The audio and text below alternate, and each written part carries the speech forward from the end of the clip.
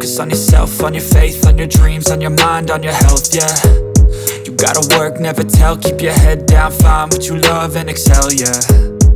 Hello guys, may ayusin naman tayo ngayon. Isang Bluetooth speaker. Ang sira nito ay isang charging port.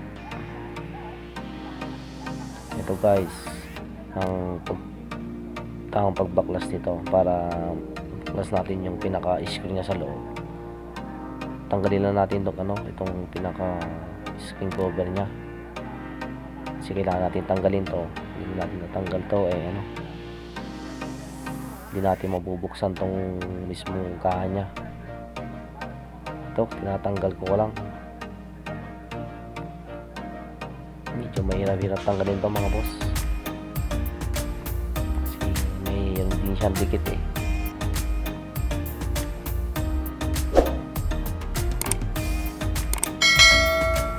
Dahanin ko lang para hindi siya ito, tatanggal na.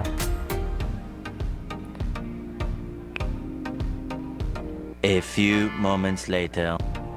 Kung may ganito kayo ma-encounter mga boss, ganito lang ang tamang pagbaklas nito. Mahirapan kayo.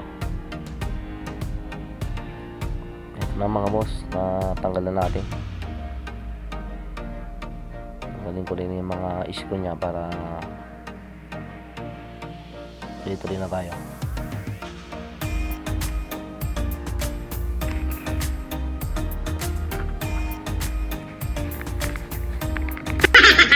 Grabe kasi yung nangyari dito mga boss. Talagang nabaon yung yung charging port. Natanggal talaga. Yung charger niya naman talagang binaon talaga.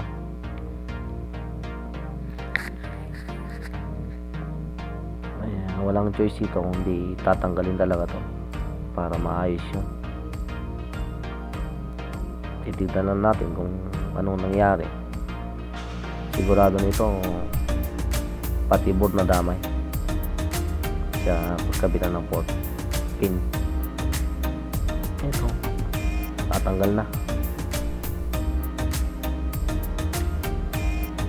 Ito na yung mga laman niya mga boss.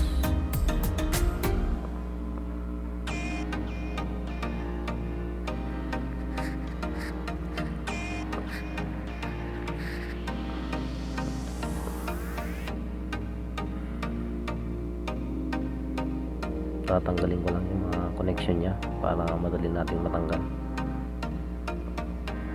So nga pala guys, kung napadaan ka sa aking channel, kung nagustuhan mo ang aking video, huwag mo naman kalimutan mag like and share and subscribe na rin kung magugustuhan mo ang aking video,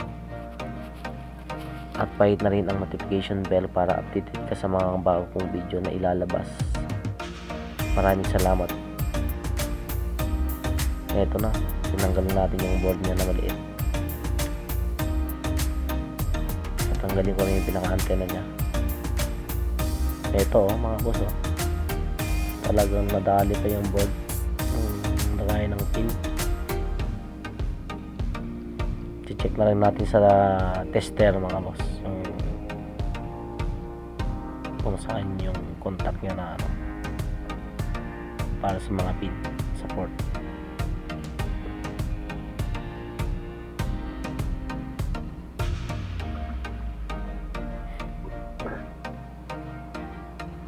Grabe yung nangyari.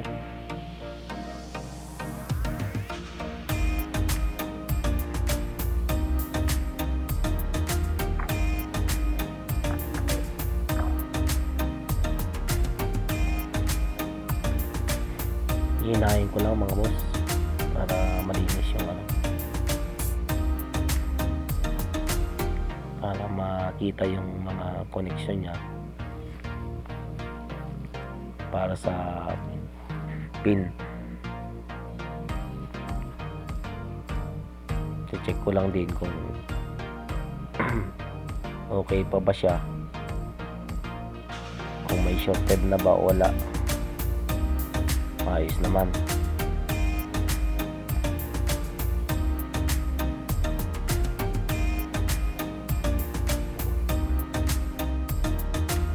Push ko lang to mga boss para may lagay ko na.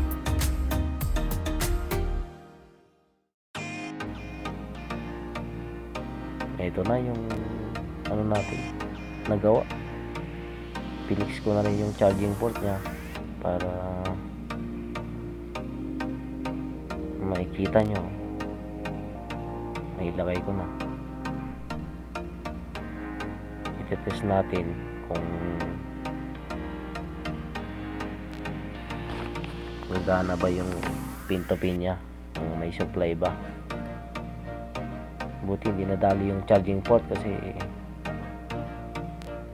ayos pa naman, kaya nilinis ko na lang at inayos ko na lang at saka ko siya ipinix. Ito okay naman siya, pero ang nangyari naman pala wala pala yung tester hindi naman yung nakikita. Kung mapapansin yung mga boss, naka DC yung tester natin, kaya sine-check ko lang yung bolts niya kung meron ba pupuntang charger.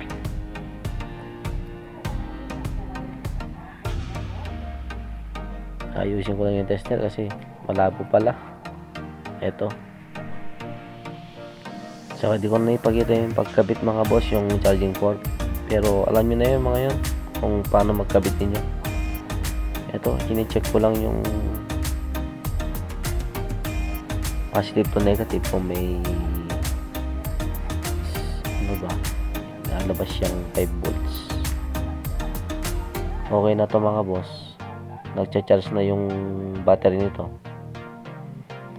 Ang problema kung short yung ginawa natin, problema natin to, pero ayos naman, success naman yung paggawa natin. Kaya ganito lang mag-repair nito kung ganitong sira yung mga kadalasan.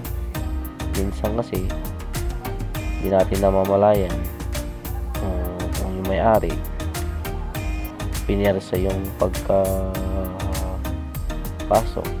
baka iba yung naisip yung mga boss yung yung pagkapasok sa may charging port yung charger natin, baka ganun kasi kadalasan nangyayari dito napepersa siya.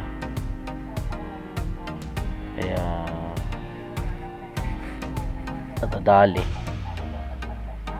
Ito, i-check ko lang yung baterya kung talagang nagkarga. Meron siyang 2.5 kasi 3.7 naman yung kadalasan yung battery na ginagamit mga ganito. Ito ano ko lang yung mga connection nya, pinabalik ko na. Okay na to mga boss.